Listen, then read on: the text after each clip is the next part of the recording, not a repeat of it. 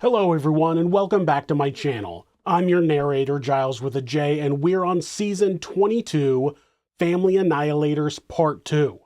I already did a season of Family Annihilators years ago and you can check the description for a link to a playlist of all of those videos. Otherwise, on with the show.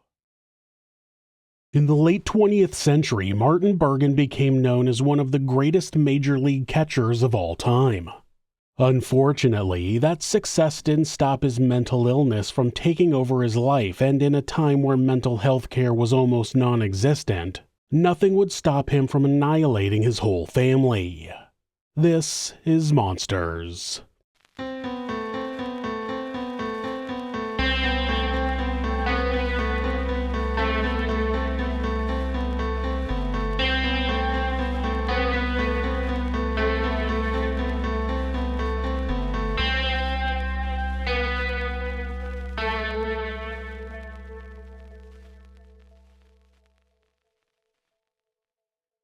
Martin Bergen was born in the small town of North Brookfield, Massachusetts on October 25, 1871. He was the third of 6 children of Michael and Anne Bergen. His parents had immigrated to the U.S. from Ireland shortly after the end of the Civil War. His baseball talent showed up early in his childhood. North Brookfield's peaceful environment shaped Martin's younger years. He spent time in local fields working on his baseball skills and building strength for his future career. Natural athletic ability and quick reflexes made him perfect for catching, though nobody could have guessed how far he would go in professional baseball. He played on a local team called the Brookfields when he was a teenager, and other players said he tended to be obsessive about small details. Martin's frame was perfect for a catcher.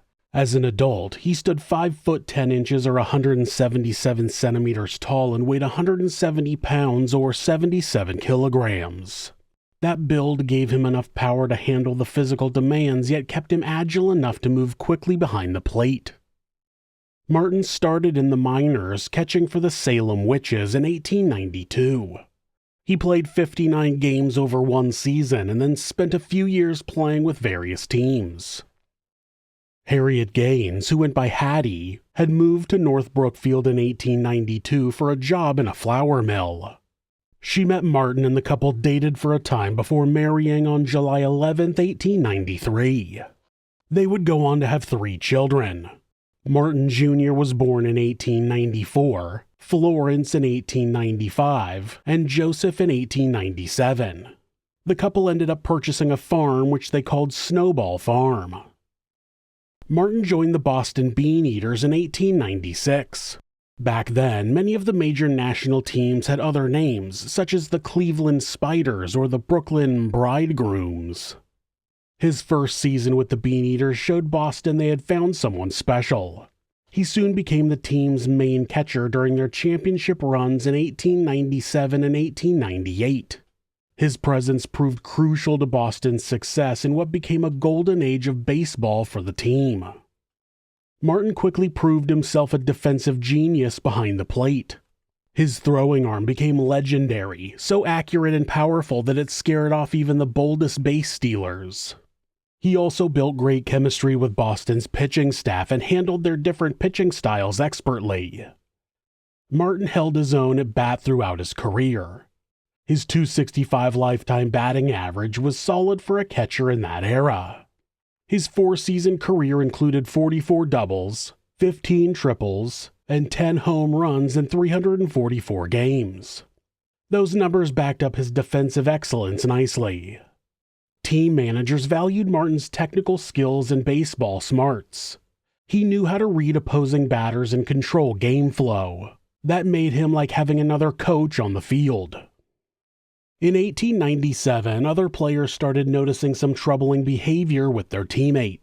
Martin's paranoia showed itself in alarming ways on the baseball diamond. He often accused his teammates of plotting against him. The troubled player suspected team management had created schemes to destroy his career. He refused to use signals from coaches during games because he thought they wanted to sabotage his performance. His attention would drift as he nervously scanned the stadium, searching for threats he imagined among the spectators. The catcher's relationships with teammates grew worse faster away from the public view. His friendly interactions turned into unpredictable outbursts and accusations. Players said Martin ate by himself and wouldn't touch the team's food because he feared it was poisoned. His final season saw him pull away from teammates who used to be his friends. Players remembered how Martin would suddenly leave team gatherings without any explanation, which pushed him further from the group. Boston's respected manager Frank Salee saw how serious Martin's condition was and tried several times to help.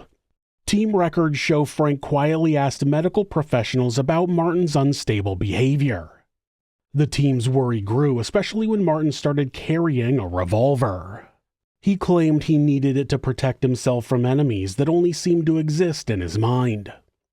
Several players told management they felt unsafe around Martin, particularly during road trips when his paranoia seemed worse. The teams tried hard to help their troubled catcher, but nothing worked. Martin's mental state kept getting worse despite management's support.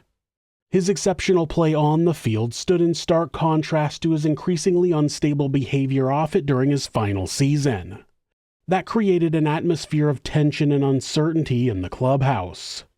The young star who once earned praise for his baseball skills now made those closest to him feel afraid and worried. Near the end of the 1898 season, there was an altercation between Martin and some of his teammates where he threatened to club them to death, so it seemed their fear was justified. 1899 saw some events that likely caused Martin's mental health to suffer further.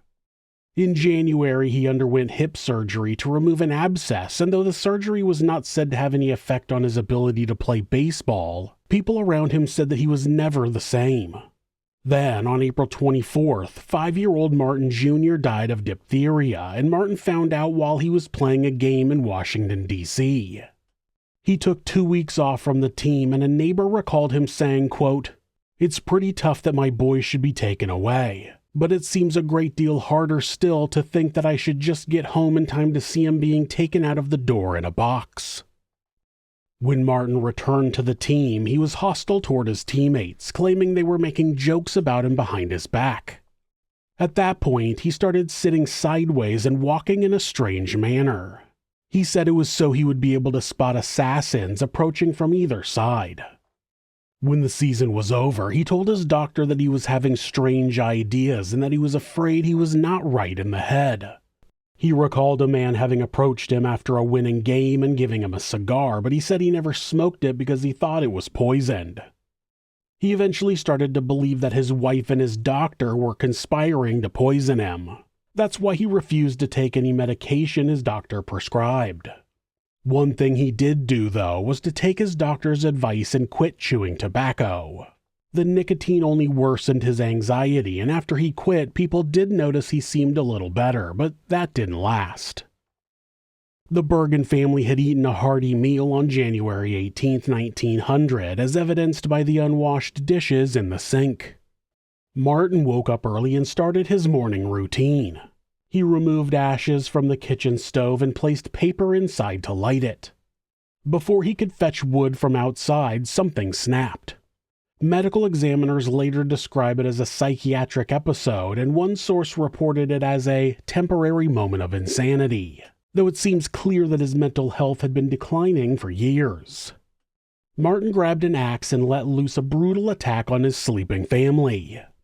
Martin first attacked his wife Hattie in the bedroom. He struck her in the head repeatedly with the axe's blunt side. Her body was found with raised hands, showing she tried to defend herself from the blows. He then struck his 3-year-old son Joseph once with the axe's sharp edge. The rampage ended in the kitchen where Martin killed his 6-year-old daughter Florence with multiple blows to her head. After killing his family, he stood before a mirror and sliced his throat with a razor. Michael Bergen was supposed to start living with his son and his family on January 18th, but when he arrived, Martin got into a fight with him and Michael ended up sleeping in the barn. At around 9 a.m., Michael got up and went into the farmhouse, but it was locked and everything was quiet. It was unusual, but Michael went about doing chores and collecting milk. By noon, there was still no sign of the Bergen, so he was able to get into the house through a connected shed. He walked into the kitchen and found his son and granddaughter lying in pools of blood on the floor. The bedroom revealed an even more horrifying sight: the bodies of his daughter-in-law and grandson. After the shock subsided, Michael told his other children about the tragedy before alerting local authorities. Constable Arnold F. Wallace took control of the crime scene and called the medical examiner to pick up the bodies. The medical report confirmed that axe wounds to the head killed all 3 victims. The murder weapon was found leaning against a doorway. Martin died of a self-inflicted wound to his throat, and it appeared he died of extensive bleeding from the jugular vein and carotid artery. The cut was so deep that his head nearly separated from his body. News of Martin Bergen's horrific actions spread fast through the baseball world and brought out shock from former teammates who had seen his deteriorating mental state firsthand. St. Joseph's Church saw about 800 mourners inside on January 21, 1900, while an equal number stood outside in the rain. The baseball community's absence was notable. Martin's funeral drew only 2 professional players: Connie Mack, Milwaukee's team manager at the time, and Billy Hamilton, Martin's road roommate and Boston's center fielder. Other Bean Eaters players said they thought the service would happen on Sunday. The brief funeral ceremony had young men who played with Martin before his professional career as pallbearers. The service received just one floral arrangement from T.H. Murnane, a sympathetic sports writer. He sent 28 white flowers with a note that read, quote, "May these flowers speak a word of charity for Martin Bergen, who has done this insane deed." Baseball historians now view Martin Bergen's case through a modern medical perspective. Frank Russo observed, quote, "If he were alive today, he most surely would be diagnosed with some sort of clinical depression or perhaps borderline personality disorder." He added that Martin showed strong signs of schizophrenia in late 1899, but that just wasn't something that got an accurate diagnosis over 125 years ago. Today's MLB actively promotes mental health awareness, unlike the silence that surrounded Martin's mental illness. The league has built mutually beneficial alliances with Crisis Text Line to provide 24/7 confidential support. Baseball has changed a lot, with players like Boston's Jarren Duran openly talking about their personal battles with depression and suicidal thoughts. North Brookfield responded to the tragedy by expanding mental health education. Though Martin Bergen thought that he was in danger from other people, it was ironically him who took an axe to his wife and children. He lived in fear that a monster was going to kill him, but in the end, he ended up being the monster.